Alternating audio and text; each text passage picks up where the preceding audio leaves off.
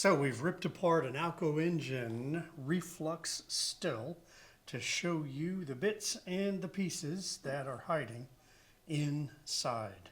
So we have these scratcher pads, and there are 8 of them. So 8 stainless steel scratch pads that are crammed inside of here from this thermal well all the way down the tube. And they're crammed in there pretty tight. That gives us our reflux action. And to get them out, you can grab the first one and pull pretty easily. But then the rest of them just are too far to get with your fingers. So what I have found works in getting these scratchers out to clean them is a little brush. So I use this brush for cleaning beer line, and it has stiff, short bristles. So I shove this up the keister and give it a nice little turn, and it'll tangle, and I can pull these guys out with this brush. Pretty handy. So moving up the shaft of the still, we have the port where the thermometer resides. It is closed. If you do not put a thermometer in here, no gas is going to escape, no big deal, but this will read the top of the column of fluid. So let's turn the corner. This is our on-off valve. It's just a ball valve, and we turn it off to allow the still to balance and equilibrate. And then as soon as the still has stabilized, then we open the valve and allow the distillate to flow. So this is a flow restriction still. So the way we keep our purity high is by reducing the amount of material that we are removing from the still. So the way we do that is with a flow restrictor. So this is marked on the side, I don't know if you can see that, as 1. This is 1, and this is the larger of the orifices. What's installed is 0.06. 0.06 is finer, it's slower, but the purity that the 0.06 produces is higher than the 1. Now another feature on this is that weep hole at the top. It's a vacuum breaker. This keeps the fluid moving down this tube. So the only thing this tube does is it just gets the distillate away from the show, because our lid is going to be here, so our distillate is going to come out here. So this guy sits in here like this. We want the vacuum breaker, the weep hole, to be pointing up.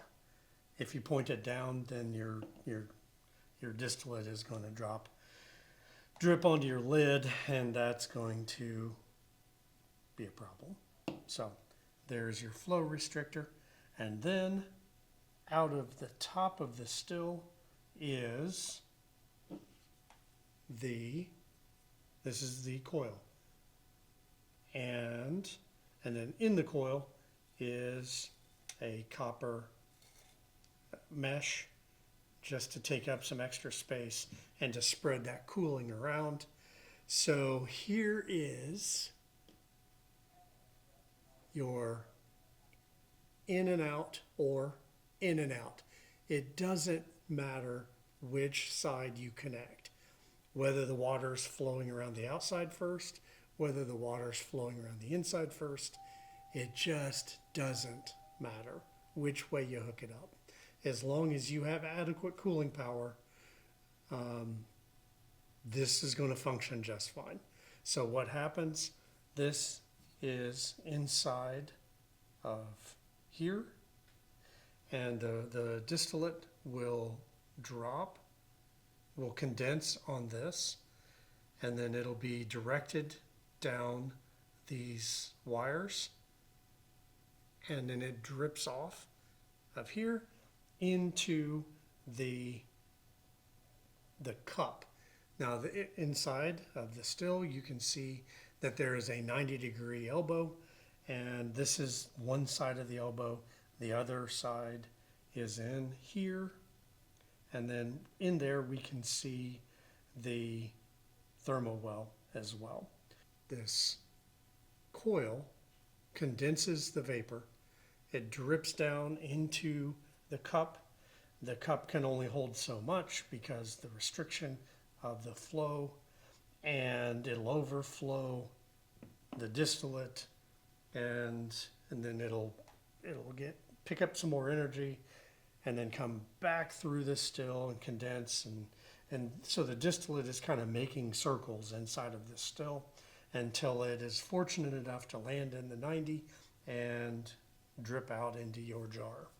So that is how a Alcoengine Reflus Still, this is what it looks like on the inside.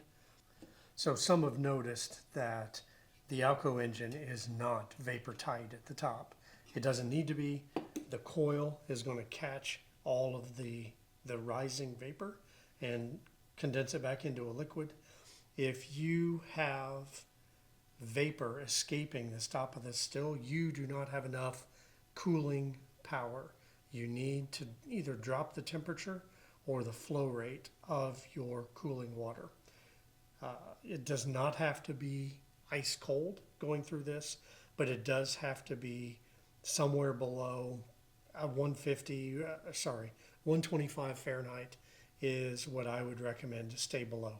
So stay below 125 Fahrenheit and you will have adequate cooling power as long as you have adequate flow. So yeah, worrying about dumping tons and tons of ice to keep the inflow and the outflow super cold, not really necessary. So very efficient still.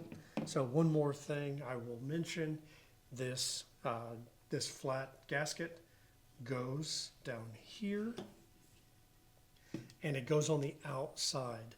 So guys who have problems with leakage around the lid, sometimes the problem is that this is inside the still. It needs to be on the outside, and then the nut is obviously on the inside of the lid. So gasket, and then slide that onto the lid, and then the exposed threads on the inside, screw on the nut and tighten her down. You don't have to get crazy, just nice and just firm. But that's how you set up the attachment to the lid. So this is what the inside of an Alcoengine Still looks like. Alcoengine Reflus Still looks like. So if you have any questions or comments or anything like that, hit us in the comments. Thank you for watching, and have a great day.